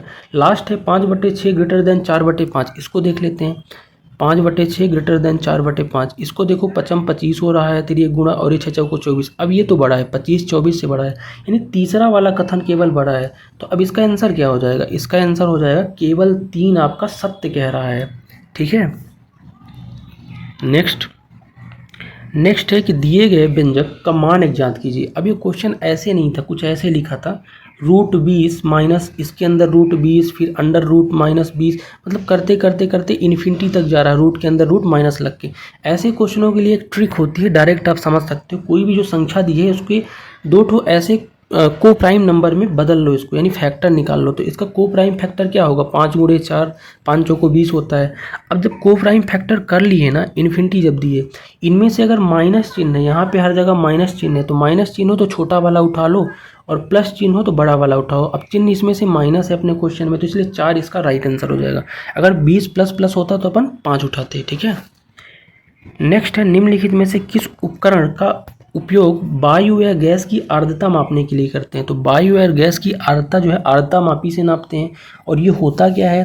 तो ये आपका हो जाएगा इसका right answer hygrometer, not hydro, hygrometer. ठीक है, नेक्स्ट है, उस विकल्प का चयन कीजिए जो तीसरे पद से उसी प्रकार संबंधित है जिस प्रकार दूसरा पहले से। देखो चीन, बीजिंग, ब्राज़ील, जिस तरह चीन, अब चीन की राजधानी क्या है? बीजिंग है। तो ब्राज़ील की राजधानी ऑब्वियस सी बात है यहाँ बताना है, तो ब्राज़ील की राजधानी होती है ब्रासीलिया, तो ब्रासीलिया इसका राइट आंसर हो जाएगा। नेक्स्ट है, निम्नलिखित में से कौन सा एक रोग विमुक्त विषाणुओं का द्वार है? यानी कि जो वायरस है, वायरस वाला युग्म बताना है जो वायरस से होता है। अब ध्यान से देखो, टाइफाइड और तपेगी दोनों वायरस से थोड़ी होते हैं। यहाँ पे जुकाम और एड्स को देखोगे ना, तो एड्स भी वायरस है और जुकाम भी एक वायरस है, वायरल इन्फ्लू कहते हैं ना। तो ऑप्शन नंबर 3 दोनों जो आपके विषाणु यानी वायरस से होने वाले रोग हैं। आगे बढ़ें, नेक्स्ट आपका क्वेश्चन यहाँ पे आपको दिख रहा है 51 नंबर क्वेश्चन। कुछ ही क्वेश्चन और बचे हैं 75 में से, 51 पे अपन पहुँच गए हैं। निम्नलिखित में से कौन सी मिश्र धातु तांबे और जिंक से बनी, यानी Cu+Zn से बनी है? याद रखना, इनमें से जो आपका डच धातु जिसको बोलते हो, ये तांबे और जिंक से बनती है केवल, और इसमें आपका 85% Cu होता है और 15% Zn लगभग। नेक्स्ट क्वेश्चन फिर से कथन निष्कर्ष वाला आ गया कि 3 कथन दिए हैं और उनके 1 और 2 3 के रूप में निष्कर्ष भी हैं, और आपको बताना है कौन सा निष्कर्ष सही है कौन सा नहीं। अपन डायरेक्ट कथन और निष्कर्ष भी आ जाते हैं। देखो कथन अपन वेन डायग्राम के हिसाब से निष्कर्ष को अपन साबित करेंगे सही है गलत है। देखो कथन क्या है? पहला, कुछ स्ट्रॉबेरी केले हैं, बना लेता हूँ। ये आपका मान लो क्या है, स्ट्रॉबेरी है। क्या है? स्ट्रॉबेरी। कुछ स्ट्रॉबेरी केले यानी कुछ भाग इसका स्ट्रॉबेरी का इस तरह से केले में आएगा वेन डायग्राम से। अब कह रहा सभी केले अवोकेडो हैं, यानी सभी केले, यानी केला पूरा किसके अंदर आना चाहिए, अवोकेडो के अंदर रख दिया मैंने। अब कह रहा कुछ अवोकेडो अंगूर हैं। अब अवोकेडो अंगूर यहाँ भी हो सकते हैं, ठीक है, अंगूर, या अवोकेडो अंगूर केले को लेते हुए या फिर स्ट्रॉबेरी को लेते हुए भी यहाँ हो सकते हैं, पॉसिबिलिटी है। अब पूछा क्या है निष्कर्ष, देखो कुछ अवोकेडो केले हैं। यहाँ पे अगर देखोगे तो अवोकेडो सभी केले अवोकेडो हैं, यानी कुछ अवोकेडो भी केले होंगे ही होंगे। तो पहला आपका सही हो गया, कोई डाउट ही नहीं। दूसरा है कुछ अंगूर केले। अब देखो अंगूर केले यहाँ से तो हो रहे हैं लेकिन यहाँ से नहीं हो रहे हैं अंगूर केले, यानी ये पॉसिबिलिटी हो सकता है, निष्कर्ष सही नहीं है, गलत भी हो सकता है, सही भी। तीसरा देखो कुछ अवोकेडो स्ट्रॉबेरी है। अब अवोकेडो पूरा ये केले को लेते हुए भाग ले रहा है और कुछ केले अगर स्ट्रॉबेरी हैं तो अवोकेडो भी स्ट्रॉबेरी जरूर हो जाएगा क्योंकि पूरे भाग में है। तो इसका मतलब ये भी आपका सही है, यानी पहला सही है और तीसरा सही है, दूसरा पॉसिबिलिटी में आ जाता है। तो पहला और तीसरा सही है, तो ऑप्शन नंबर 2 बोल सकते हो। केवल निष्कर्ष 1 और 3 अनुसरण करते हैं। इस तरह से इसको सॉल्व करना था, ठीक है। अगला वाला भी आपका कथन से ही संबंधित है। डायरेक्ट अपन कथन में आ जाते हैं, कथन क्या कह रहा है और धारणों को पढ़ लेते हैं। देखो कथन क्या बोल रहा है, देखो ग्राहक मोबाइल ऐप के जरिए कैब बुक कर सकता है, यानी ओला उबर को ग्राहक मोबाइल जरिए बुक कर सकता है, ये कथन है। अब धारणाएं क्या है कि लग्जरी कारों की कीमत में काफ़ी वृद्धि होगी, ये कहीं से फिट नहीं बैठता। अब कैब बुक करने का लग्जरी कार से कोई संबंध तो बनता ही नहीं है, ठीक है। दूसरा है ग्राहकों को कम भुगतान करना होगा, ये भी गलत बात है। हो सकता है अधिक करना पड़े कैब में, हो सकता है कम करना पड़े, तो ये भी फिट नहीं बैठ रहा है, यानी दोनों इसके गलत हो जाएंगे। अब दोनों धारणाएं इसकी अगर गलत है ना तो इसका राइट आंसर क्या लगा दूं मैं, तो राइट आंसर लगा दूंगा ना तो धारणा 1 और ना तो धारणा 2 निहित है, ठीक है। 54 नंबर क्वेश्चन को देखते हैं क्या बोल रहा है। सिंपल सी बात, मैं इतना पढ़ूंगा नहीं, मैं डायरेक्ट आपको बता देता हूँ कि ये बोल रहा है कि ABC आपका क्या है, एक त्रिभुज है। क्या है? ABC एक त्रिभुज है। इस त्रिभुज में AB और AC के मध्य बिंदु पे क्या है, 2 पॉइंट हैं। कौन कौन से पॉइंट हैं? D और E पॉइंट है, इतना बताया है। और साथ में ये बोला है कि जो आपकी DE है ये समानांतर है BC की, यानी DE ये वाली है और ये BC ये क्या है, समानांतर है। DE BC की समानांतर है, ठीक है। अब पूछा है DE की लंबाई बताओ, जबकि BC की दिया है। BC कितना दिया है? 6 दिया है, और यानी ये वाली DE की लंबाई आपसे पूछा है। तो याद रखना एक नियम होता है। नियम क्या होता है कि जब कभी भी किसी त्रिभुज के 2 बिंदु जो है ना, किसी भी अदर साइड्स को मध्य बिंदु पे, जैसे AB को D पे मध्य बिंदु पे और AC को E पे DE काट रहा है, तो जो उसका समानांतर वाला पॉइंट होगा जैसे BC, उसका मध्य बिंदु वाला पॉइंट जो है ना, जो समानांतर है, यानी DE आधा हो जाएगा। यानी आप डायरेक्ट बोल सकते हो DE जो है 1/2 है BC के, अगर ये मध्य बिंदु पे आया है तब बराबर भागों में। तो अब 6 कितना है, BC है, तो 6/2 कर दो तो 3 सेंटीमीटर आपका DE आ जाएगा, और 3 सेंटीमीटर ऑप्शन नंबर 4 इसका राइट आंसर आ जाएगा, ठीक है। नेक्स्ट क्वेश्चन आपके सामने है 55। क्या बोल रहा है, देखो बोल रहा है कि ऊष्मा के स्थानांतरण को किस उपकरण से मापा जाता है। तो ऊष्मा का जो स्थानांतरण है ना, हमेशा कैलोरी मीटर से नापते हैं। ऊष्मा जो है कैलोरी में होती है, ठीक है। तो कैलोरी मीटर इसका राइट आंसर हो जाएगा। नेक्स्ट आपका सीरीज वाला क्वेश्चन है। सीरीज कुछ इस तरह से बनी हुई, N है, O है, Q है, ये सब लिखा है। तो अगला लास्ट वाला आपको बताना है। कैसे बताओ, अगर ध्यान से देख रहे हो तो NO यानी +1 बढ़ रहा है, फिर O से Q में जा रहे हो तो +2, PQ +2 बढ़ रहा है, Q से T में जा रहे हो तो RST यानी +3 बढ़ रहा है, T से X में जा रहे हो UVWX +4 बढ़ रहा है, X से अगर C में जा रहे हो तो +5 बढ़ रहा है, यानी YZABC। अब C से अगला 6 होना चाहिए, 1 2 3 4, यानी C से आप 6 और आगे बढ़ जाओ तो DEFGHI, यानी C से आगे अगर 6 जाओगे तो I आता है, ठीक है। तो I इसका राइट आंसर हो जाएगा। बहुत ही सिंपल क्वेश्चन। नेक्स्ट है स्वर्ण आभूषणों की सफाई हेतु कौन सा अम्ल यूज करते हैं। तो याद रखना अम्लराज। अम्लराज किससे बनता है आपका, नाइट्रिक एसिड की योगदान से बनता है, हाइड्रोक्लोरिक और नाइट्रिक एसिड के मिलाने से 1:3 के अनुपात में, ठीक है। तो नाइट्रिक एसिड इसका राइट आंसर हो जाएगा, ठीक है। इससे सोने की सफाई करते हैं। नेक्स्ट क्वेश्चन आपका डायरेक्शन एंड डिस्टेंस वाला है। बहुत लंबा चौड़ा क्वेश्चन है, लेकिन इसको मैं जल्दी से शॉर्ट में आपको बताने की कोशिश करता हूँ। देखो एक एक पॉइंट को पढ़ेंगे और पढ़ के अपन इसको बनाने की कोशिश करते हैं। देखो सबसे पहले क्या बोल रहा है कि राघव जो है किसी एक बिंदु A से चलना शुरू करता है, ठीक है, और वह उत्तर की ओर 10 किलोमीटर जाता है। मैं बनाता हूँ। देखो सबसे पहले उत्तर की ओर, मान लो ये इसका पॉइंट है एक, ठीक है, यहाँ से उत्तर की ओर कितना गया है, 10 किलोमीटर गया। ऊपर जाएगा, उत्तर तो ऊपर होता है, फिर दाएं मुड़ता है। इमेजिन करो ऊपर की ओर है, आप अपने आप को देखो, अगर उत्तर की ओर दाएं किधर होगा तो इधर राइट होगा। 4 किलोमीटर चलता है दाएं मुड़ के, फिर दाएं फिर से मुड़ जाता है, यानी 4 किलोमीटर चल के दाएं फिर दाएं मुड़ता है और 13 किलोमीटर। तो इस बार दाएं इधर आएगा, 13 किलोमीटर, 13 कर दिया मैंने। 10 यहाँ तक था, 3 और चल दिया, यानी 13 किलोमीटर चल दिया। अब इसके बाद फिर ये दाएं मुड़ता है और 60 किलोमीटर चलता है। तो यहाँ से दाएं किधर आएगा, इधर आएगा। तो 4 तो पहले यहीं तक था और 7 चल रहा है, यानी कि आपका टोटल ये 7 हो गया।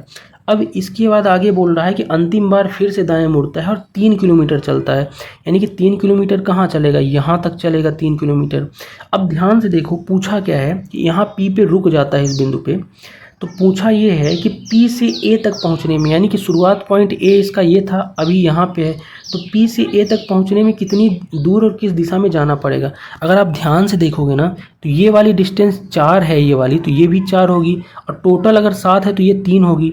अगर ये 3 होगी और ये भी 3 थी, यानी 10 ये थी, 3 थी, तो ये पॉइंट यहाँ पे तो आ गया है। तो इतनी की डिस्टेंस आपको बतानी है, यानी इतनी की डिस्टेंस, इतने की, ठीक है। तो इतने की डिस्टेंस बता दोगे तो 3 ही किलोमीटर होगी। अगर 7 टोटल थी जिसमें से 4 चल चुके तो 3 किलोमीटर है, तो 3 किलोमीटर तो होगा, लेकिन पूर्व की ओर होगा। क्यों होगा, क्योंकि अगर बंदा कोई यहाँ पे आ गया, उत्तर की ओर में है और यहाँ पे जाना है तो पूर्व की ओर मुड़ेगा, तो 3 किलोमीटर पूर्व की ओर इसका राइट आंसर हो जाएगा, ठीक है, समझ गए होंगे।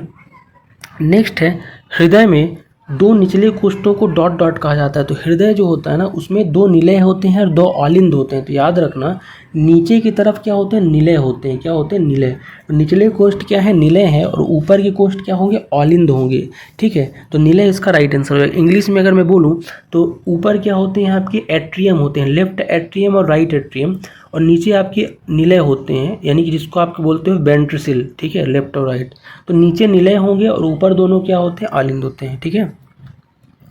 नेक्स्ट क्वेश्चन आपका है, छोटा सा क्वेश्चन है, आओ समझते हैं क्या बोल रहा है। देखो, ये लिखा हुआ है 2a + b divide by a + 4b = 1 है। तो आपको बताना क्या है, a + b divide by a - b की वैल्यू बताना है। सबसे पहले a और b का अपन रेशियो निकाल लेते हैं, इससे पक्षांतर कर दें तो 2a + b बराबर, ये इधर जाएगा तो क्या होगा, 4a प्लस, कुछ गलती कर दिया गया इसमें, एक सेकंड देख लेते हैं क्वेश्चन। a + 4b, अच्छा ये 1 है, सॉरी ये 1 है। तो 2a + 2b, a + 4b इधर आ जाएगा, तो ये a + 4b होगा, ठीक है, पक्षांतर होगा। अब देखो, यहाँ पे 2a है और यहाँ a है, तो a के a इधर आएगा तो केवल a ही a बचेगा, और b को उधर ले जाओ तो ये b उधर जाएगा, 3b हो जाएगा, कटे पीटे। तो a अनुपात b क्या आ गया, तो अगर ध्यान से देखो तो a/b, अब ये b को इधर लाओगे तो 3 बचेगा। तो यहाँ पे a और b का रेशियो 3:1 हो जाएगा, यानी a की वैल्यू 3 है और b की वैल्यू 1 आपको मिल गई। तो पुट कर दो इस पे a + b into divide by a - b में। तो a + b यानी 3 + 1 4 हो जाएगा ऊपर, और a - b नीचे है, यानी 3 में 1 चले गए 2, 4/2, 2 1 कम 2, 2 नीचे 4, यानी 2 आया। तो 2 आपका फाइनल आंसर आ जाएगा, ठीक है, ठीक। नेक्स्ट क्वेश्चन देखते हैं, क्वेश्चन नंबर 62। क्या बोल रहा है, सिंपल है, बोल रहा है यदि किसी संख्या और उसके व्युत्क्रम का योग 4 है तो उन वर्गों का योग बताना है। मान लो कोई संख्या x है, तो संख्या मैंने x मानी, उसका व्युत्क्रम यानी उल्टा क्या हो जाएगा, 1/x, और दोनों का योग कितना बताया, 4 बताया, यानी x + 1/x की वैल्यू दी है। पूछा क्या है, उनके वर्गों को, तो x का वर्ग x² होगा और व्युत्क्रम का वर्ग 1/x² हो जाएगा। इसकी वैल्यू आपसे पूछा है वो, यानी कि x + 1/x की वैल्यू दिया है और x² + 1/x की वैल्यू पूछा है। सिंपल है, आपको पता होगा, आपने अगर अलजेब्रा पढ़ा होगा, जब कभी भी x + 1/x हो और x² + 1/x² निकालना हो तो क्या करते हैं, k का स्क्वायर -2 करते हैं, यानी 4 का स्क्वायर कर दोगे और -2 कर दोगे, 4 चौको होगा 16, ये जो है आपका -2, यानी 14 आपका राइट आंसर आ जाएगा डायरेक्ट, ठीक है। नेक्स्ट क्वेश्चन है कि 2 संख्याओं का गुणनफल 1500 है, यदि उनका महत्तम समावर्तक 10 है तो ऐसे कितने संभावित युग्म की संख्या होगी, ठीक है। मैं आपको बताता हूँ, सबसे पहले संख्याएं जो होती हैं ना, हमेशा hxy के रूप में होती हैं। hxy की वैल्यू कितनी दी है, 1500। अब hxy क्या है, तो hxy देखो, कभी भी संख्याएं जो होती हैं ना, उनमें आपका एक होता है महत्तम समावर्तक जिसको HCF बोलते हो, h का गुणा होता है, और साथ में 2 आपके को प्राइम फैक्टर होते हैं, वही आपका क्या कहलाती है, संख्याएं। तो यहाँ पे महत्तम समवर्तक h है और दोनों को प्राइम, सीधी सी बात है कि जो आपका कॉमन है उसको निकाल लोगे तो को प्राइम फैक्टर ही बचेंगे। तो h की वैल्यू कितनी दी है, 10 यहाँ पे क्वेश्चन में दी हुई है।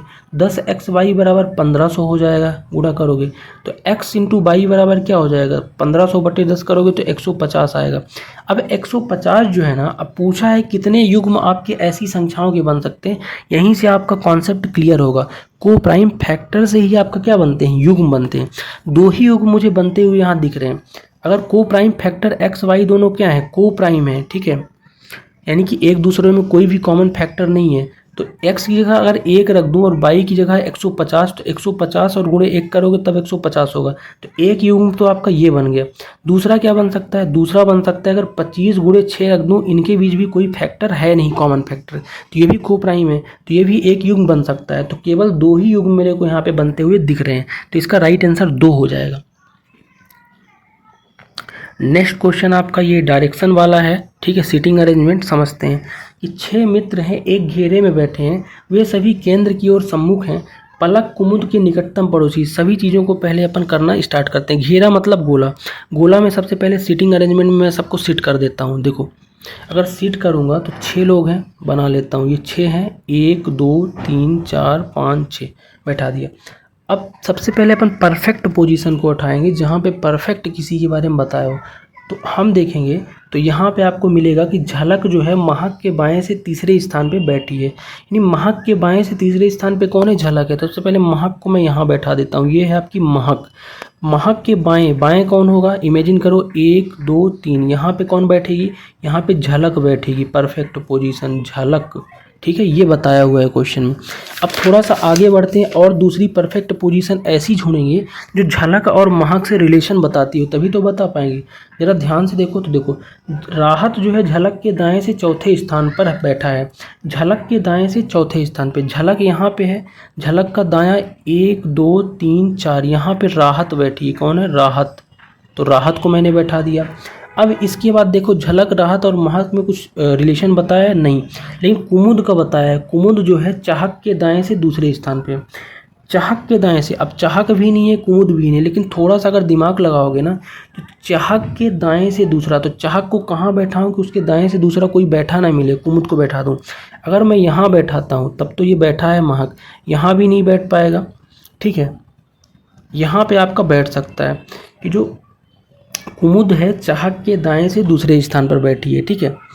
तो यहाँ पे आपको कुमुद को अगर बैठा दूँ मैं, कुमुद, तो चाहक को यहाँ बैठा दूँ तभी तो दायां होगा।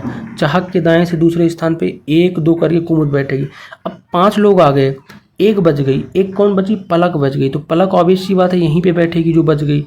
अब पूछा क्या था, पूछा था कि महक के निकटतम बाएं कौन बैठा है, तो ये आपकी महक है और महक के बाएं कौन है, पलक ही दिख रही है, तो पलक ही राइट आंसर हो जाएगा। आई होप चीज़ें समझ पाए होंगे, प्रैक्टिस बहुत करनी पड़ेगी। नेक्स्ट है उस विकल्प का चयन कीजिए जो तीसरे से उसी प्रकार संबंधित है। ये विकल्प वाला है, जिस प्रकार दौड़ने का संबंध ट्रैक से है, दौड़ते कहाँ है, ट्रैक में, तो मुक्केबाजी कहाँ करते हैं, तो रिंग में होती है। कहाँ होती है मुक्केबाजी, रिंग, इसका राइट आंसर हो जाएगा। नेक्स्ट क्वेश्चन है, एक व्यापारी एक ट्रॉली बैग जिसका अंकित मूल्य ये है और 25% की छूट देता है तो 12% का लाभ कमाता है, तो ट्रॉली का विक्रय मूल्य बताना है। सिंपल अप्रोच अपनी रहेगी इस क्वेश्चन को भी। देखो सबसे पहले आपके पास दिया क्या है, सबसे पहले आपके पास दिया है अंकित मूल्य। अंकित मूल्य से आप विक्रय मूल्य निकाल लो। विक्रय मूल्य कैसे निकालोगे, 25% की छूट को हटा के। तो अंकित मूल्य से अगर मान लो ये अंकित मूल्य है और 25% की छूट दे रहा है, यानी कि विक्रय मूल्य जो होगा सेलिंग प्राइस वो क्या होगा, 1687.5 का 75%। अब 75% ही क्यों विक्रय मूल्य होगा, 75/100 कर दो परसेंट को, इसलिए क्योंकि 25% छूट निकाल देंगे तब ना अपन विक्रय मूल्य बेचेंगे। तो सेलिंग प्राइस कितना आ जाएगा, जब आप इसको सॉल्व करोगे ना तो एक पॉइंट हटा के यहाँ पे 10 कर लो, 10 इंटू, तो ये 25 चौको 100, 25 तिहाई 75, ये कटेगा, 5 दूनी 10।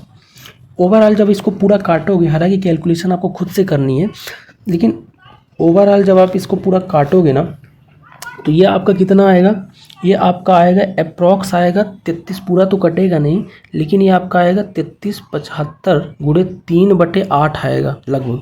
अब ये आपकी सेलिंग प्राइस जो होगी ना, उसमें भी आपको 12.5% का लाभ देता है। एक मिनट काट के फिर से शुरू से अच्छे समझा देता हूँ, साथ में करके सभी को। देखो कैसे करोगे। सबसे पहले सेलिंग प्राइस के लिए 1687.5 जो है, इसका 75/100 कर दो तो 75% आ जाएगा। अब ये सेलिंग प्राइस जो आएगी ना, इस सेलिंग प्राइस अपने आप में इसमें 12.5% लाभ भी जुड़ा है, यानी कि जो वैल्यू होगी ना ये 112.5 की होगी, यानी इसको डिवाइड अपन कर देंगे 112.5 से। जब ये करेंगे तो और फिर 1% की वैल्यू आएगी, ये करेंगे, फिर इसी में से अगर गुणे 100 कर दो तो 100% की वैल्यू यानी CP मिल जाएगा डायरेक्ट, और CP ही बताना है। सबसे पहले अपन ने क्या किया, अंकित मूल्य का 75% निकाल के विक्रय मूल्य बताया, और विक्रय मूल्य अपने आप में 112.5% के बराबर होगा। क्यों होगा, क्योंकि 12.5% का लाभ है। तो ये करके मैंने 1% की वैल्यू पता की बटे करके, और गुणे 100 कर दिया तो 100% आ गया, क्योंकि CP जो है 100% हमेशा होता है। ठीक, अब सॉल्व कर लेंगे। सॉल्व आपको खुद से करना है, हालांकि मैं करके बता भी सकता हूँ, लेकिन खुद से करोगे ज़्यादा बेहतर रहेगा। ये 100 से ये 100 कट जाएगा, ठीक है। अब इसके बाद क्या है, ये नीचे ही रहेगा और ये पॉइंट से पॉइंट हट जाएगा। अब इसको काट दोगे तो ये 25 से यहीं 75 होगा, और ये 25 चौको 100, 25 पंचे 125, फिर ये 3 एकम 3, 3 15 45, यानी कि 1687/15। और कट जाएगा, ये कट जाएगा, सीधे कटेगा, 15 से कटेगा, 15 एकम 15, एक बचा यानी 15 एकम 15, 3 बचा, 15 दूनी 30, और 15 दूनी 15 एकम 15, 15 एकम 15, और ये 3 बचा यानी 15 दूनी 30, 7 बचा यानी 15 पचे 75, यानी 1135 नहीं, 15 पचे 75, 15 दूनी 30, यानी 1125 इसका आंसर आएगा। तो CP कितना आ गया, 1125 आ गया। थोड़ा सा यहाँ पे जगह कम है, ठीक है। तो इस कॉन्सेप्ट से आपको करना है। क्वेश्चन आपके पास है कि भारतीय दंड संहिता की धारा है 304B, ये किससे संबंधित है। तो आर्टिकल जो IPC की धारा 304B है ना, ये दहेज हत्या से संबंधित थी, ठीक है। नेक्स्ट, निम्नलिखित को हल कीजिए। अब ये आपका ट्रिग्नोमेट्री का है, बहुत ही सिंपल अप्रोच से अपन करेंगे। लिखा क्या है, sine 25 sine 65 minus cos 25 cos 65। इसको करने का एक सिंपल सा तरीका ये है कि अपन यह चाहें तो कॉस 25 कॉस इन दोनों को एक जैसे बना सकते हो। कैसे बना सकते हो, इधर है साइन 25 और साइन 65 है, तो अगर अपन चाहें तो अपन को पता है कॉस 90 माइनस थीटा बराबर क्या होता है, साइन थीटा। तो अगर मैं चाहूँ तो ये आपका क्या लिखा है, साइन 25 लिखा है। अब साइन 25 लिखा रहने देता हूँ, इंटू साइन 65 क्या बना सकते हो, इसको आप बना सकते हो कॉस 25। क्यों बना सकते हो कॉस 25, इसलिए बना सकते हो क्योंकि साइन 90 माइनस अगर आप 25 करोगे तो 65 आएगा, और आपको पता है कि साइन 90 माइनस थीटा बराबर कॉस थीटा होता है, यानी उल्टा आ जाएगा। इसी तरह से माइनस करके इसको बदल लो, तो कॉस 25 को रहन दो, ठीक है, और कॉस 65 को आप साइन 25 भी लिख सकते हो। तो यहाँ भी साइन 25 कॉस 25, यहाँ भी साइन 25 कॉस 25, दोनों कट गए तो 0 आ गया, तो 0 इसका राइट आंसर हो जाएगा। यानी 90 माइनस थीटा करके दोनों को इक्वल करके माइनस कर देना, ठीक है। नेक्स्ट क्वेश्चन आपके सामने है कि संतृप्त कार्बन यौगिक सामान्यतः डॉट डॉट होते हैं। तो जो संतृप्त कार्बन की यौगिक है ना, वो सामान्यतः होते क्या हैं, तो सामान्यतः वो असंतृप्त यौगिकों की तुलना में कम अभिक्रियाशील होते हैं, ठीक है। नेक्स्ट क्वेश्चन आपके सामने है, यदि T की आय उसकी बचत का 8 गुना है तो उसका व्यय उसकी डॉट डॉट के गुना होगा। बहुत ही सिंपल क्वेश्चन है, पूछ रहा है कि अगर T की आय बचत का 8 गुना है तो उसका खर्चा कितने गुना होगा बचत का। मैं लिख देता हूँ, ये इनकम, ये एक्सपेंडिचर होता है खर्चा, और ये सेविंग होती है बचत। मान लो ये 100 रुपये क्या है बचाता है, तो बोला है कि बचत का 8 गुना इसकी इनकम है, तो 100 का 8 गुना 800 रुपये कमाता है, ठीक। अगर 800 कमाता है, 100 बचाता है, यानी 700 रुपये खर्च कर देता है, एक्सपेंडिचर हो जाएगा। तो ये चीज़ें आ गई हैं आपकी। अब पूछा क्या है कि उसका व्यय उसकी बचत का कितना गुना है, तो बचत का देख ही रहे हो, जो व्यय यानी खर्चा है 7 गुना है, 100 का 700 7 गुना होता है, तो 7 आपका राइट आंसर हो जाएगा। अगला है, यदि किसी विशिष्ट वर्ष में 12 अगस्त को सोमवार था तो उसी वर्ष 26 सितंबर को कौन सा दिन होगा। इसको अपन ऑड डे से करेंगे, ऑड डे यानी विषम दिन के कॉन्सेप्ट से करेंगे। देखो 12 अगस्त को अगर सोमवार है तो आप विषम दिन जोड़ लो, यानी 12 अगस्त से लेके 26 सितंबर के बीच कितने ऑड डे आते हैं, यानी कितने दिन आते हैं, ठीक है। तो अगर देखोगे तो 12 अगस्त से 26 सितंबर के बीच 26 दिन सितंबर के आ जाएंगे, और 19 दिन आपके आ जाएंगे किसके, अगस्त के। तो ये आपका 19 और 26 कितना हो जाएगा, तो 19 और 26 हो जाएगा। अगर दिन जोड़ोगे कितना डिफरेंस है, तो 45, यानी 45 दिनों का अंतर है इन दोनों तारीखों के बीच। अब 45 को आप किससे, 7 से डिवाइड करो। क्यों करोगे, क्योंकि एक हफ्ते में केवल 7 ही दिन होते हैं। 7 से करोगे 7 छंग 42, यानी 3 आपका क्या बच जाएगा, शेष बच जाएगा। अब 3 शेष बचा, यानी कि अगर 12 अगस्त को सोमवार था तो 26 सितंबर को 3 दिन आगे बढ़ जाओ। तो सोम से 3 दिन आगे बढ़ोगे तो मंगल बुध गुरु, यानी गुरुवार हो जाएगा आपका 3 दिन आगे, और यही गुरुवार राइट आंसर हो जाएगा 26 सितंबर को। ठीक है। नेक्स्ट, पंचवर्षीय योजना पंचवर्षीय योजना स्थिरता के साथ विकास, यानी ग्रोथ विद स्टेबिलिटी के विशेष उद्देश्य के साथ शुरू की गई। तो स्थिरता के साथ विकास जो है ना, ये आपकी चौथी पंचवर्षीय योजना की बात है, जो कि सन क्या था आपका, 1969 से लेकर 74 के बीच। ठीक है। नेक्स्ट, और आज का 75वां नंबर क्वेश्चन आपके सामने है कि 10% वार्षिक ब्याज की दर से 2 वर्षों में एक मूलधन पर चक्रवृद्धि ब्याज और साधारण ब्याज का अंतर 200 रुपये है। तो मूलधन एक जांच कीजिए, बहुत ही सिंपल है। एक तरफ मैं लिख देता हूँ क्या, SI, और एक तरफ लिख देता हूँ CI। तो SI कितना आएगा, 10% ब्याज है और 2 साल है, तो 20% डायरेक्ट आपका क्या मिलेगा, साधारण ब्याज मिलेगा। लेकिन जब आप CI करोगे ना, तो 2 सालों में कन्वर्ट करोगे, तो पहले साल 10%, दूसरे साल 10%, लेकिन दूसरे साल 10 का भी 10% जोड़ते हैं, और 10 का 10% 1 हो जाएगा। सबको जोड़ लो, 10 10 20 1 21, यानी कि CI आपका 21% आएगा। दोनों के बीच अंतर की बात किया है, तो CI और SI के बीच 20 21, यानी 1% का अंतर है। और 1% की वैल्यू कितनी दी है, 200 दी है क्वेश्चन में, तो 200 लिख देता हूँ। अगर 1% 200 है, तो मूलधन तो हमेशा 100% होता है ना, तो 1% अगर 200 है तो 100% क्या हो जाएगा, 100% के लिए 200 में क्या करोगे, गुणे 100 कर दोगे, यानी 2 जीरो बढ़ा दोगे। अब 2 जीरो ऑप्शन नंबर 4 में ही बढ़ा है, यही मूलधन हो जाएगा। ठीक है। तो ये था पूरा कॉन्सेप्ट और पूरा 75 प्रश्नों की सीरीज, और I hope easy, moderate, hard level के सभी क्वेश्चन आपको अच्छे लगे होंगे। इनमें से कितने बने आपसे ये ज़रूर कमेंट करके बताना, और ये प्रैक्टिस सेट कैसा लगा, आगे इस तरह के प्रैक्टिस सेट आप चाहते हैं या नहीं चाहते हैं, और बनाऊं कि ना बनाऊं, ये सब चीज़ें आप कमेंट करके ज़रूर बताना। मिलते हैं नेक्स्ट वीडियो में, तब तक के लिए जय हिंद।